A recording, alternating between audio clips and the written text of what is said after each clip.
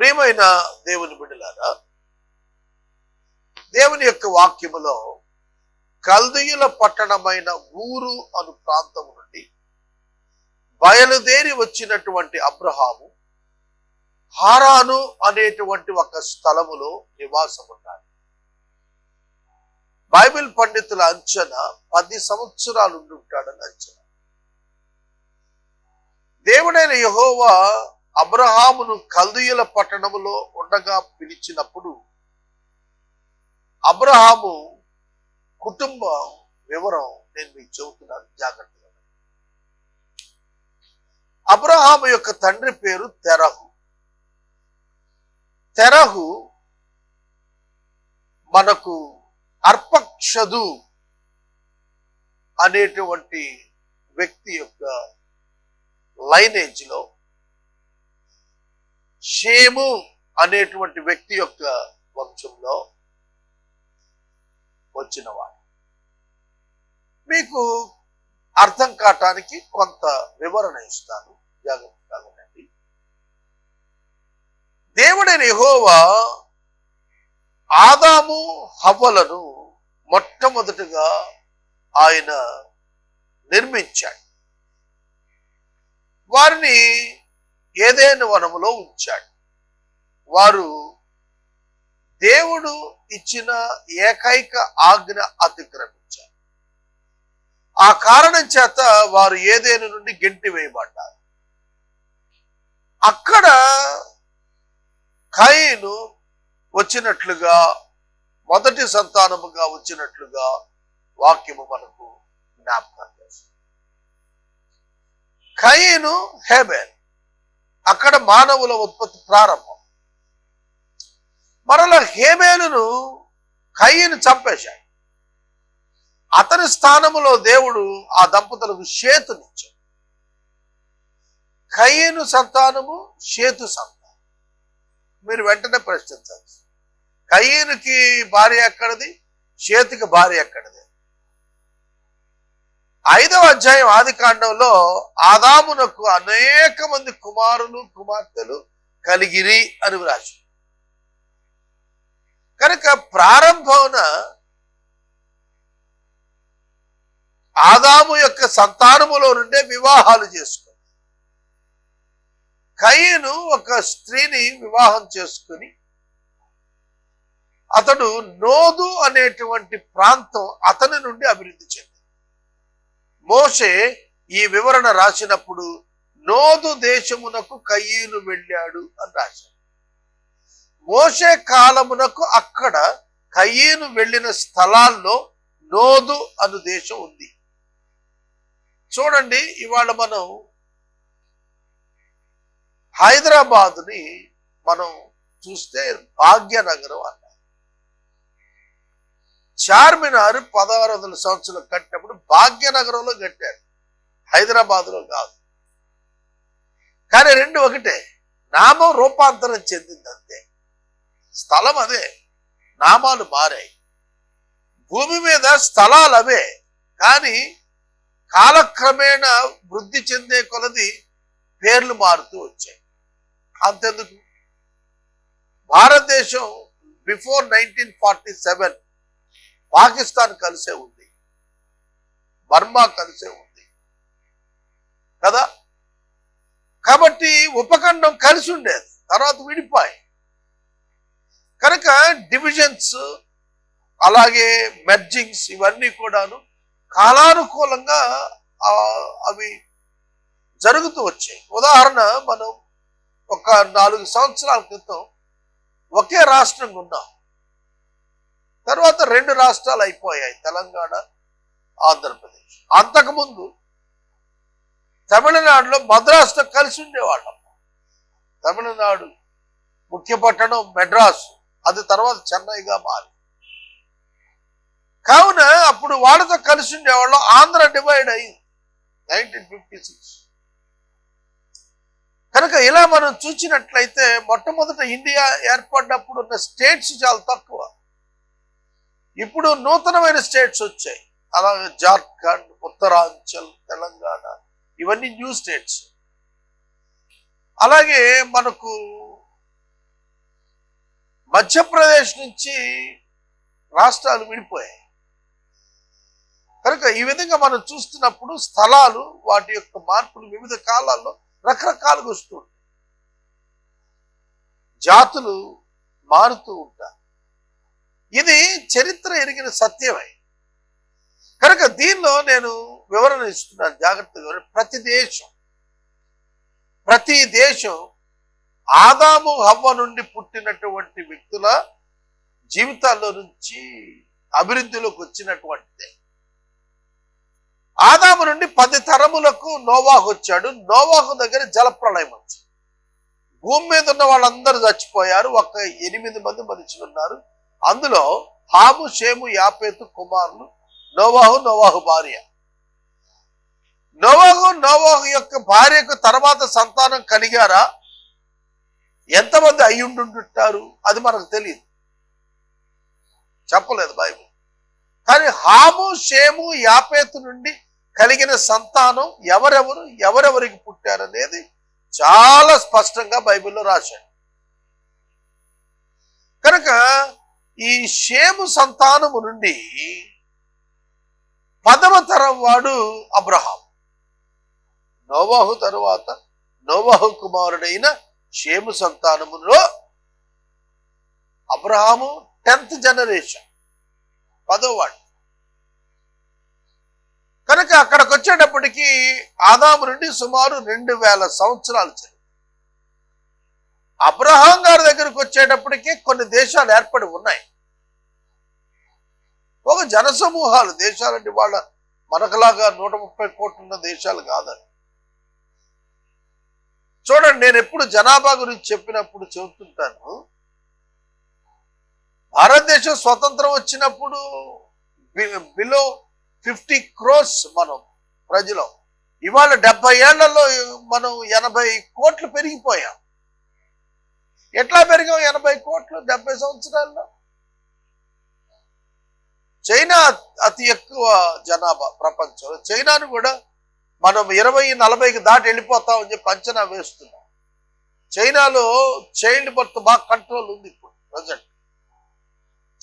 Japan దేశంలో చాలా తక్కువ మంది జనం ఉన్నారు. వాళ్ళు ఇన్సెంటివ్స్ ఇచ్చి బిడ్డలందరినీ మీరు కనండి, మేము పోషిస్తామని వాళ్ళు పెంచుకుంటున్నారు జనాలు.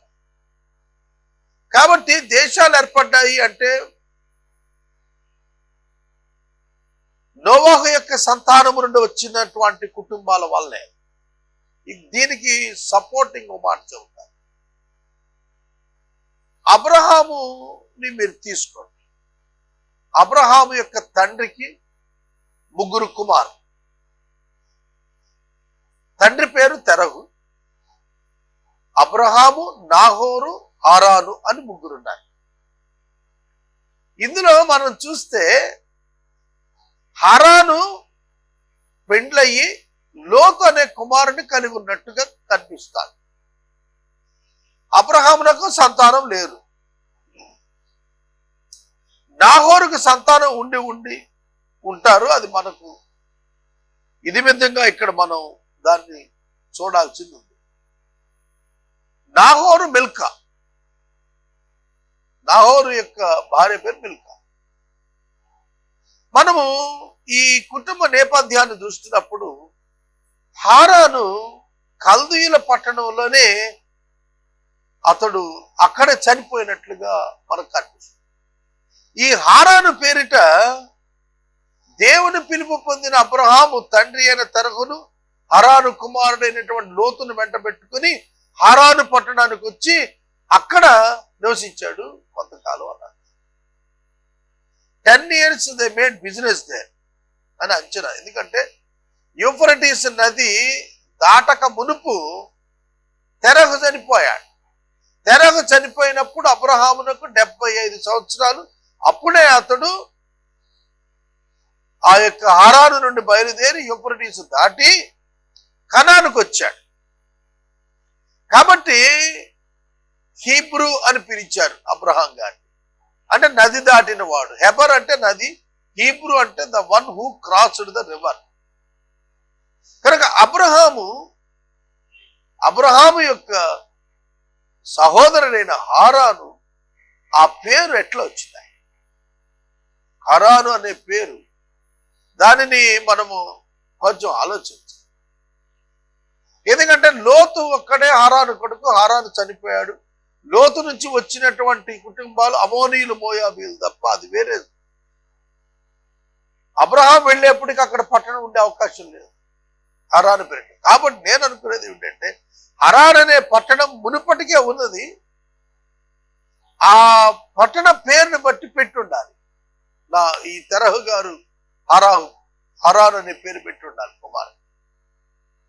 కనుక ఇలా మనం చూసుకుంటూ వెళితే భూమి మీద మనుషుల యొక్క విస్తరణ, జాతుల విస్తరణ, దేశాల విస్తరణ మనకు సులువుగా అర్థమవుతుంది.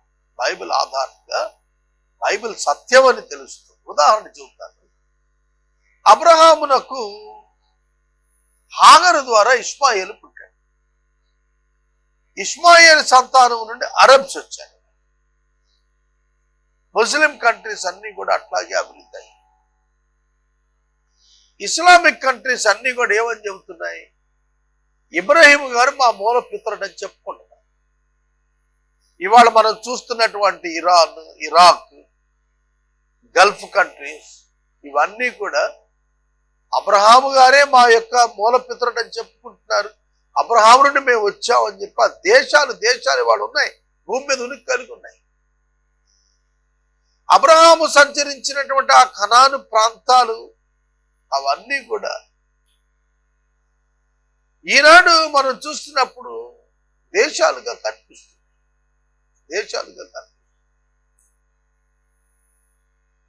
మనం ఆలోచన చేయాలి. ఇవాళ అన్ని దేశాలు వచ్చాయి.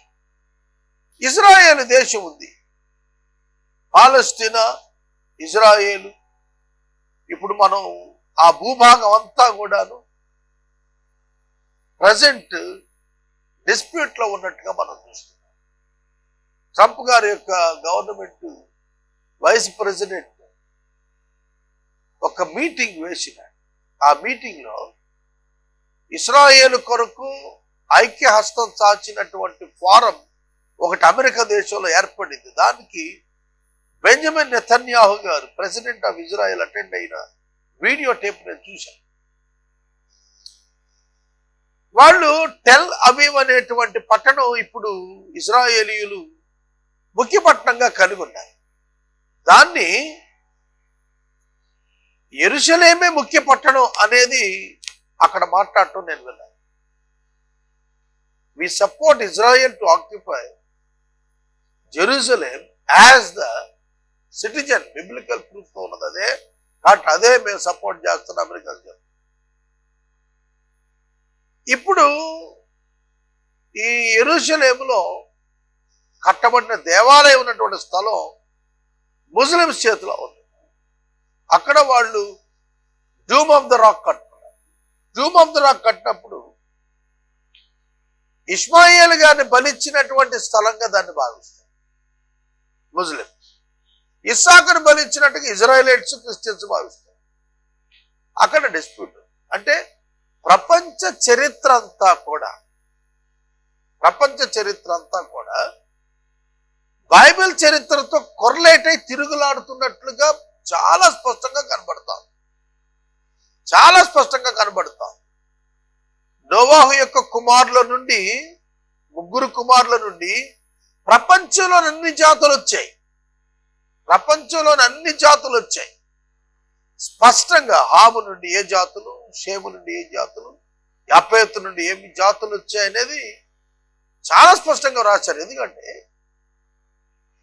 ఇప్పుడు మనం నల్ల జాతీయులను చూస్తున్నాం, బ్లాక్ పీపుల్.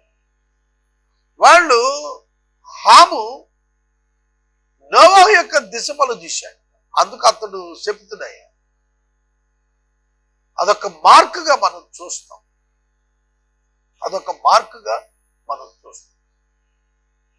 కనుక మనం ఈ విశేషతలు గమనించినప్పుడు ప్రపంచం అంతా కూడాను కేవలం ఆదాము సంతతి నుండి, నోవాహు యొక్క ముగ్గురు కుమారుల సంతతి నుండి విస్తరించినట్టుగా సులువుగా అర్థం. దేవుని యొక్క వాక్యములో అబ్రహాము కల్దీయుల ఊరు అనే పట్టణం నుండి బయలుదేరి. ఈ ఊరు అనే పట్టణం ఇప్పుడు ఇరాక్ దేశం. అలాగే నోవాహు జలప్రలయం వచ్చినప్పుడు అరారాతు కొండ ఇప్పుడు టర్కీ దేశం. కనుక ఆ హిస్టారికల్ ప్రూఫ్స్ అన్ని కూడా ఇప్పుడు ఆర్కియలాజికల్ ప్రూఫ్స్ అన్ని దొరుకుతుంది. ఎర్ర సముద్రంలో దొరికినటువంటి ఫరో రథం ఇప్పుడు కైరోలో ఈజిప్షియన్ మ్యూజియంలో ఉంది. మోషే కాలంలో నివసించినటువంటి ఫరో యొక్క శవపేటికలు దొరికి మ్యూజియంలో అతని శవంతో సహా ఉన్నాయి. 3500 సంవత్సరాల క్రితం మమ్మీస్ ఇప్పటికీ శవాలు భద్రపరచబడి ఇవాళకి బైబిల్ ట్రూత్ అని ఎక్స్ప్లెయిన్ చేస్తున్నాయి. బైబిల్ ఎవడో కూర్చొని ఖాళీగున్నాడు రాసుకున్నాడని ఎవరెవరో చెప్తే అయిపోయేది కాదు. అది దాని రుజువులు తెలియక మాట్లాడుతున్నారు. ఇప్పుడు ప్రపంచ బైబిల్ మ్యూజియం పెట్టాలని ప్రయత్నం చేస్తున్నారు అమెరికా దేశం. 2018 అది కంప్లీట్ అవుతుంది.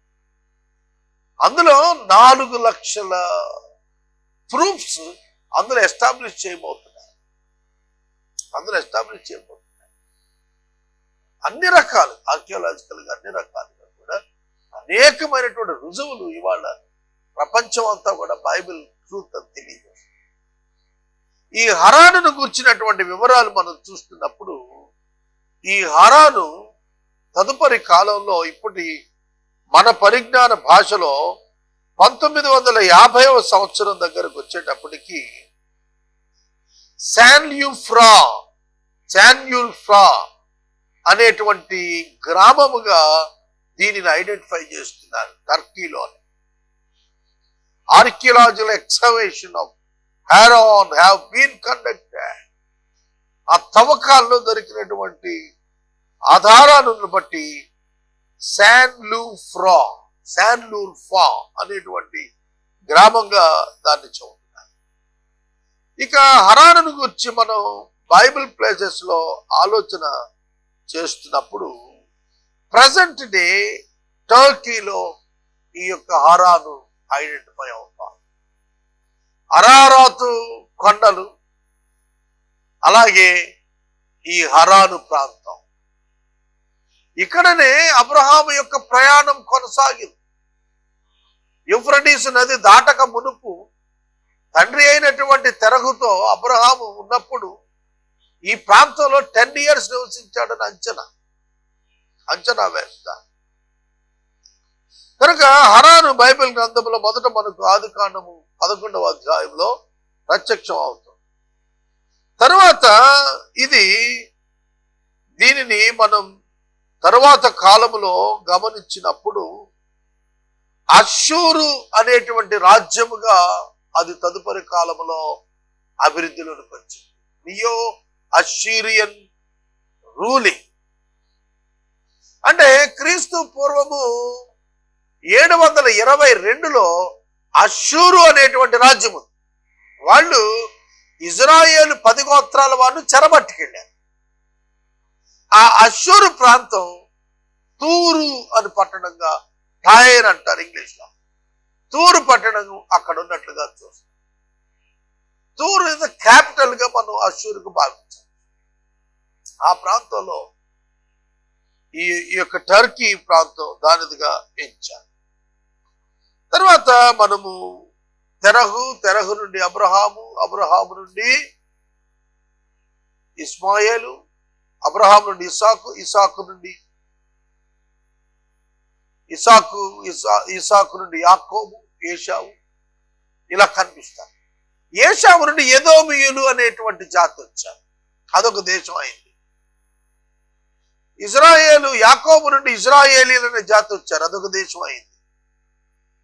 లోతు నుండి మోయాబీలు, అమోనీయులు అనే వాళ్ళు వచ్చారు. అవి 2 దేశాలు అయ్యాయి. ఇష్మాయేలు నుండి దేశం వచ్చింది. అది కొన్ని దేశాలు అయ్యాయి. అబ్రహాము యొక్క కెతూరా సంతానం కొన్ని దేశాలు వచ్చాయి. అందులో మిద్యాను దేశం వచ్చింది మోషే నాటికి. కనుక ఈ విధంగా మనం చూస్తున్నప్పుడు ప్రపంచంలో ఉన్న దేశాలన్నీ కూడా బైబిల్ రిలేటెడ్ హిస్టరీతో ఐడెంటిఫై అవుతూ చక్కగా తెలియచేయబడుతున్నాయి. తర్వాత ఈ యొక్క హారాను అనేటువంటి దేశం అరాము, నహరాయిము, పద్దనా అరాము అనేటువంటి పేర్లతో తదుపరి కాలంలో పిలువబడింది. పదనరాము. పదనరాములో రిబ్కా గారి సహోదరుడైన లాబాను, అంటే బెత్రుయేలు కుమారుడు లాబాను, నాహోరు యొక్క ఫ్యామిలీ నుంచి వచ్చారు వాళ్ళు. ఆ రిబ్కా ఇస్సాకుకు వివాహం చేయబడింది. మళ్ళా లాబాను డాటర్స్ ఇద్దరు, రాహేలు మరియు లేయా, యాకోబుకు వివాహం చేయబడ్డారు.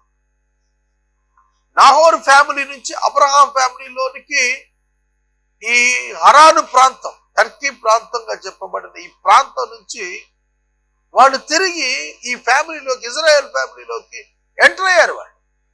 ఇది మనం చాలా స్పష్టంగా చూస్తాం. ఎహెజ్కేలు గ్రంథం కూడా హారాను గురించి సాక్ష్యం ఇచ్చింది. పదనరాము అంటారు. ఈ పదనరాము ప్రాంతంలోనే, ఈ హారాను ప్రాంతంలోనే ఇస్సాకు యొక్క కుమారుడైన యాకోబు 20 సంవత్సరాలు బతికాడు. 20 ఏళ్ళు ఉన్నాడు. తన అన్నగారి యొక్క కోపం కారణంగా చంపుతాడేవారి భయంతో పారిపోయి మేనమావ ఇంట తలదాచుకుని అక్కడ బిడ్డలుగా అన్నాడు. కానీ అక్కడి నుంచి వెనక్కి వచ్చాడు. కనుక ఈ హరాను యొక్క చరిత్ర మనకి ఏం జ్ఞాపకం చేస్తుందంటే, దేవుడు తన ఎన్నుకున్నటువంటి బిడ్డలను ఆ ప్రాంతాల గుండా నడిపిస్తూ ఆ ప్రాంతాల్లో వారిని ఆశీర్వదించి పైకి తెచ్చాడు. ఇది మనం హరానుని గురించి మనం ధ్యానిస్తున్నామని తెలుస్తుంది. క్రొత్త నిబంధన గ్రంథంలో అపోస్తుల కార్యములు 7వ అధ్యాయం 2 నుండి 4 మధ్య మనం చూస్తున్నప్పుడు మెసొపొటేమియా ప్రాంతమైనటువంటి కల్దీయుల ప్రాంతమైన ఊరు నుండి అబ్రహాము తెరగును తీసుకుని హరానుకు వచ్చినట్లుగా సాక్ష్యం కనిపిస్తుంది. ఆఫ్టర్ 2000 years, 2000 సంవత్సరాలు అబ్రహాము వెళ్ళిన తరువాత హరానుకు స్టెఫెను దాని సాక్షి. నేను వాక్యాన్ని ముగిస్తున్నానండి. హరాను గురించిన కొంత సమాచారం ఇలా ఇంకా ప్రయత్నం చేసి అత్యధికమైన సమాచారంతో Bible is true, it is God's word అని లోకం తెలుసుకునేటట్టు నేను ప్రయత్నం చేస్తాను. Please encourage me through your sponsor.